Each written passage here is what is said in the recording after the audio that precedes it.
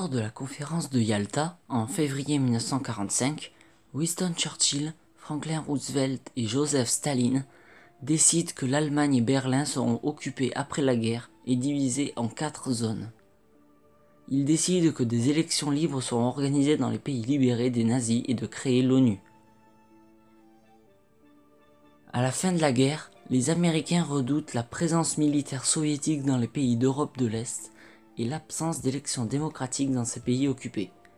De leur côté, les Soviétiques redoutent la détention par les États-Unis de la force nucléaire et la volonté américaine d'unir les zones d'occupation en un seul territoire. Donc, chaque pays reproche à l'autre de vouloir dominer l'Europe. Il y a une rupture en 1947. Harry Truman, le président des États-Unis, veut contenir l'expansion du communisme. Considérant que la misère le favorise, il propose en mars 1947 le plan Marshall, une aide financière destinée à accélérer la reconstruction des pays européens. Les communistes, voyant dans le plan Marshall une forme d'impérialisme, le rejettent et forcent les pays sous leur contrôle à en faire de même.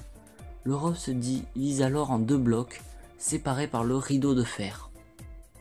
Dans le bloc de l'Ouest se trouvent les États-Unis, la France, le Danemark, le Royaume-Uni, etc. Tandis que dans le bloc de l'Est se trouvent l'URSS, la Pologne, la Tchécoslovaquie, la Roumanie, etc. Le bloc de l'Ouest a un régime politique démocratique, alors que le bloc de l'Est a un régime politique communiste. Le système économique du bloc de l'Ouest est le capitalisme. Celui du bloc de l'Est est le socialisme. Les 2 blocs ont une alliance militaire, l'OTAN pour le bloc de l'Ouest et le pacte de Varsovie pour le bloc de l'Est. Depuis 1945, l'Allemagne et Berlin sont partagés en 4 zones d'occupation, les soviétiques à l'Est, la France, le Royaume-Uni et les États-Unis à l'Ouest.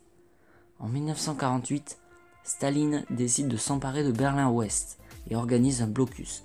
Les routes et les voies ferrées sont coupées, de même que l'électricité.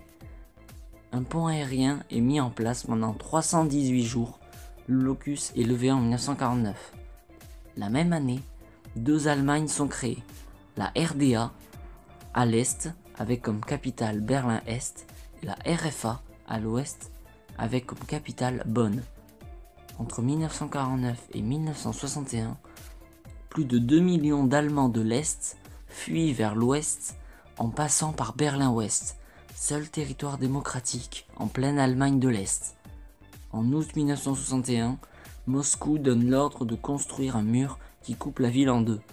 En juin 1963, le président américain John Fitzgerald Kennedy, alors en visite à Berlin-Ouest, déclare « Par solidarité ».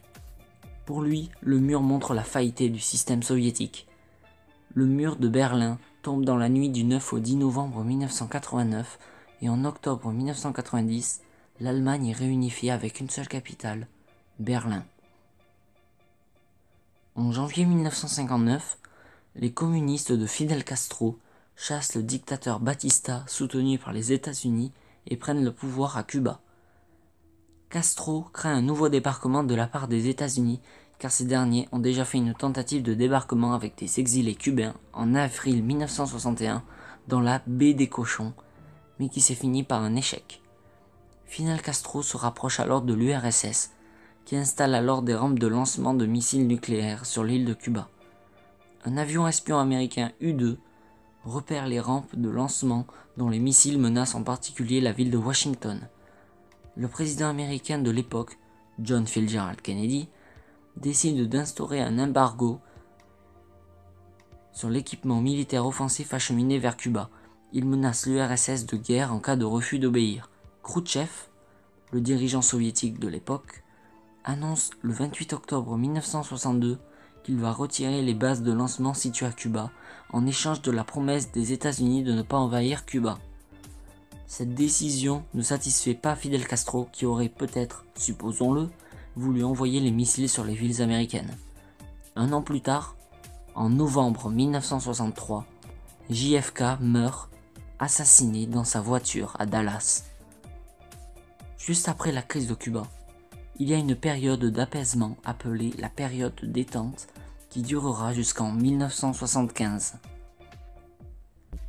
Les deux superpuissances ne s'affrontent jamais directement, d'où le nom de guerre froide, pour éviter un désastre nucléaire, mais elles mènent une forte guerre idéologique et culturelle. Chacune défend sa doctrine. Il s'agit de diaboliser l'adversaire et de montrer que le bien est de son côté. Les discours, les affiches, le cinéma, les BD sont utilisés comme outils de propagande. Il s'agit de montrer sa supériorité. La course à l'espace fait rage. En 1961, les soviétiques envoient le premier homme dans l'espace, Gagarine, mais en 1969, ce sont les Américains qui marchent sur la Lune.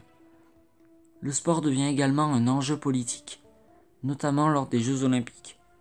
En 1980, les Américains boycottent les JO de Moscou et en 1984, les Soviétiques boycottent ceux de Los Angeles.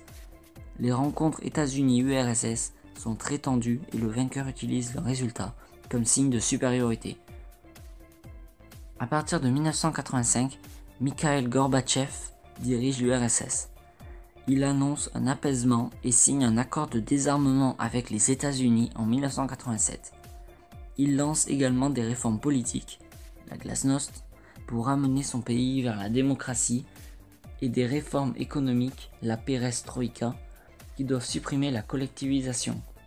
Cette politique d'ouverture déstabilise le pays et tout le bloc soviétique.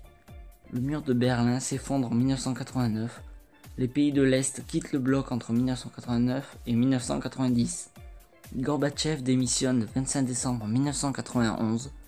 C'est la fin de l'URSS et de la guerre froide. Le monde bipolaire disparaît. Les États-Unis deviennent donc la seule superpuissance et on pense que le monde devient unipolaire.